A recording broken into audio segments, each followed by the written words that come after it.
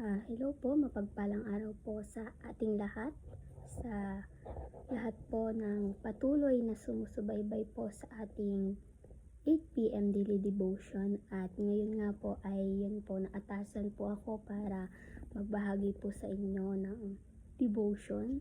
At yun po, mapagpalang araw po ulit sa ating lahat. At yun po, purihin po ang ating Panginoon. Bago ko po i-share ang aking devotion ngayon ay tayo po muna ay manalangin. Humingi po tayo ng guidance sa Lord. Sige po, let's pray kapatid. Yes Lord, maraming salamat po sa araw na to Panginoon na pinagkaloob niyo po sa amin. Salamat po sa panibagong buhay Lord, panibagong lakas Panginoon na binigay niyo po sa amin o God.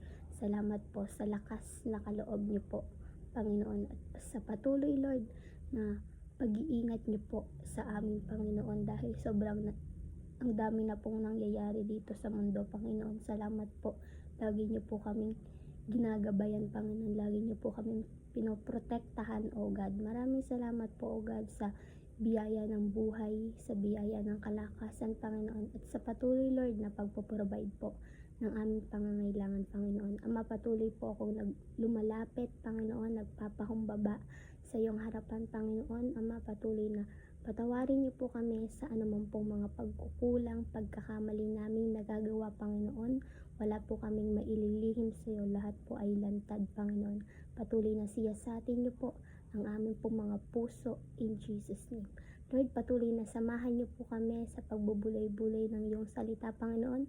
Mapatuloy na itago niyo po ako sa inyong likuran, Lord. At ikaw po ang siyang mahayag, maitaas, Lord. Ikaw po ang magsalita sa aking Panginoon. Patuloy na gamitin niyo po akong instrumento, Ama. Lord, patuloy na bigyan niyo po ako ng wisdom, Panginoon. Patuloy na bigyan niyo din po kami ng kaunawaan, Panginoon, in Jesus name. Thank you, Jesus. Lord, sa iyo po ng pinagkakatiwala ang oras na to, Lord, ang araw na to, Panginoon. Sa iyo po ang pinakamataas na papuri, lahat ng pagsamba, pagluwalhati at pasasalamat. In Jesus name, Amen and Amen. Yan po, pagpalang gabi po ulit sa ating lahat. At ngayon po, ang share ko pong devotion ko ngayon ay matatagpuan po sa Unang Korinto 10 verse 13. Sabi po dito, wala pang pagsubok na dumating sa inyo na hindi nararanasan ng ibang tao. Tapat ang Diyos at hindi niya ipapahintulot na kayo'y subukin ng higit sa inyong makakaya. Sa halip, pagdating ng pagsubok, bibigyan niya kayo ng lakas upang makayanan ito at ng paraan upang malampasan ito. Amen po. Purihin po ang ating Panginoon. Sinasabi po dito na makakaranas po talaga tayo ng iba't ibang pagsubok. At yun din po, ma-share ko lang po na ngayon po ay nasa nag-work na po ako, at yun po, maraming struggle po sa work. Nung unang pasok ko po dito sa work ko ay, yun po, ang work ko po ay sa bahay, nagbabantay po ako ng mga bata. At nung unang work ko po dito ay yun, pagsubok po agad yung bumungad sa akin sa unang pasok ko po sa work ko. At yun, praise God po, kasi yun nga po, sabi dito ng Lord ay bibigyan niya daw tayo ng lakas para po mapagtagumpayan yun. At yun po, binigyan ako ng lakas ng Lord, ng wisdom ng Lord para po mapagtagumpayan yung pagsubok na yun. At yun po, nananatili pa rin po ako dito sa aking trabaho. Purihin po ang ating Panginoon. Salamat sa Lord sa binibigay niya pong kalakasan sa atin sa araw-araw, at sa patuloy po na pag-iingat po ng Lord sa atin. At yun din po, sabi po dito ay lahat tayo po ay makakaranas ng iba't ibang pagsubok. Pero hindi po tayo pinapahirapan ng Lord. Sadya pong makakaranas tayo ng pagsubok, dahil dito po malalaman, dito po mapapatatag yung ating pananampalataya sa Lord. Dito po mapapatatag ang ating pagtitiwala po sa ating pong Panginoon. At meron po ako ditong 2 key points. Sabi po dito ay, huwag umasa sa sariling lakas. Tama po. Hindi naman po natin kaya kung tayo lang po, di ba?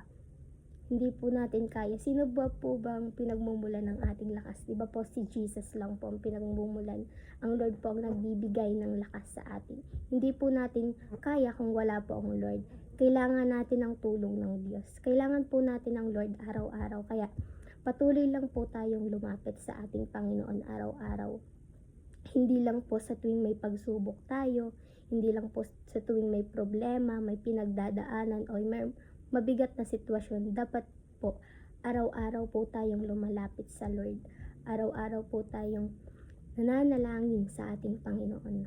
And ano po niyang hindi lang po sa maganda or okay, masaya, malungkot na sitwasyon lang tayo lalapit sa Lord. Dapat po araw-araw po tayong lalapit sa ating Panginoon.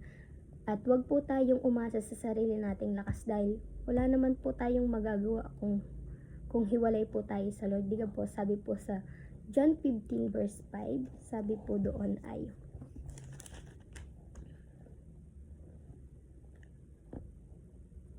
ako ang puno ng ubas at kayo ang mga sanga.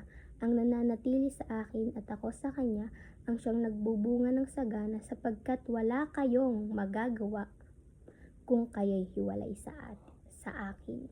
Yan, amen po. Wala po tayong magagawa kung hiwalay po tayo sa ating Panginoon. Pero salamat po sa awat habag ng Lord kasi lagi pong siyang nandyan.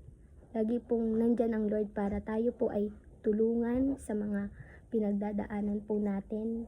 Bigyan po ng lakas sa ating po mga trabaho, sa pagpasok po sa school. At yun po, huwag po tayong umasa sa sarili nating lakas dahil wala naman po tayong makakaya kung wala tayo sa Lord. Pero praise God po dahil nasa Lord po tayo, nakakilala po tayo sa Lord. And salamat din sa Lord kasi yun po, patuloy na iniingatan niya po tayo, binibigyan niya po tayo ng lakas sa araw-araw. Kahit wala tayong pagsubok o problemang pinagdadaanan, kapatid, patuloy lang po tayong lumapit po sa ating Panginoon. And ang pangalawa po ay magtiwala sa katapatan ng Diyos. Amen. Purihin po ang Lord. Ang Lord po ay tapat. Kaya patuloy lang po tayong magtiwala sa Kanya. Yung mga pagsubok po na pinagdadaanan natin, mga trials lang po yun para patatagin po tayo na mas lalo po tayong magtiwala sa ating pong Panginoon. Patuloy lang po tayo na umasa. Sa Lord po tayo umasa, hindi po sa sarili natin. Sa Panginoong Hesus lamang po. Yun po, patuloy po tayong magtiwala sa ating Panginoon at yun, magtiwala po sa katapatan ng Lord dahil ang Lord ay tapat. Araw-araw, tapat po ang Panginoon, hindi po siya nagbabago. Kapatid, lagi po nating tatandaan na tapat ang ating Panginoon. Yun, magtiwala lang po tayo palagi sa ating Panginoon. Ano man po mga pagsubok na pinagdadaanan natin, sabi po ng Lord doon, hindi niya po tayo iiwan. Bibigyan niya po tayo ng lakas. Diba nga po sabi sa kanyang salita sa Hebreo, ano po, hindi po tayo iiwan, hindi pababayaan man ng ating Panginoon. Kaya lagi mong tatandaan, kapatid, kung may mga pagsubok man po tayong pinagdadaanan, mga problema, mabigat na sitwasyon, surrender to God po. Magtiwala lang po tayo sa ating Panginoon. Dahil lahat ng gan ay mapagtatagumpayan po natin sa tulong po ng ating Panginoong Hesus. Yun lang po ang aking mai-share. Kung may mga pagsubok, problema po tayong pinagdadaanan, surrender lang po natin sa ating Panginoon. Patuloy lang po tayong magtiwala. Ang lahat po ng yun ay trials lang po. Gusto lang po ng Lord na patatagin yung faith natin sa Kanya. Yung pagtitiwala po natin sa Kanya. Pagtitiwala lang po natin sa ating Panginoon. Kaya kapatid, ano man pong sitwasyon natin, may problema man po o wala, patuloy lang po tayong lumapit sa ating Panginoon. Amen po. And yun lang po ang aking mai-share sa inyo. Patuloy lang po tayong magtiwala sa ating Panginoon, sa Kanyang katapatan. Ang Diyos po ay tapat. Ang Diyos po ay mabuti sa atin. Amen po. Sige po, bago po tayo close eye, tayo po muna ay manalangin po sa ating Panginoon. Yes, Lord, Ama, salamat po sa oras na to, Panginoon. Ama, salamat po sa mga pagsubok, Panginoon, na amin pong napapagtagumpayan dahil sa tulong mo po, Panginoon. Ama, salamat po sa lakas na bigay niyo po sa amin, Panginoon. Ama, patuloy po na ikaw po ang magbigay sa amin ng lakas, Panginoon, sa tuwing kami may mga problema, may pagsubok, Panginoon. At patuloy na pinagkakatiwala po namin sa iyong lahat. Ama, patuloy na bigyan niyo po kami ng puso, Lord, na patuloy na magtiwala po sa iyo, Lord. I-surrender po namin sa iyo lahat ng aming pong mga problema, Panginoon. At patuloy, Lord, na bigyan niyo po kami ng wisdom, Panginoon, ng paraan, Lord, para ito po ay mapagtagumpay ang mga pagsubok na to. Lord, dalangin ko po sa aking pong kapatid na nasa kabilang screen, Panginoon. Ama, pagpalain niyo po siya kung may pinagdadaanan man po siya, Panginoon, ngayon. Ama, ikaw po ang mag-ingat sa kanya, magbigay ng lakas, Panginoon, at patuloy, Lord, na ikaw po, O Diyos, ang mapapurihan, Panginoon. Ikaw po ang patuloy na sumama po sa amin, Lord. Mag-ingat po sa amin, Ama. Lord, patuloy na turuan niyo po kami na mas lalo pa pong magtiwala sa iyo, Panginoon. In Jesus' name. Lord, salamat po sa iyong kabutihan. Salamat po sa lakas na bigay niyo po sa amin, Panginoon. Sa iyo po, Lord, ang lahat ng papuri, lahat po ng pagsamba, pagluwalhati, pasalamat, O God. In Jesus' name we pray. Amen and amen. Yan lang po. God bless, kapatid.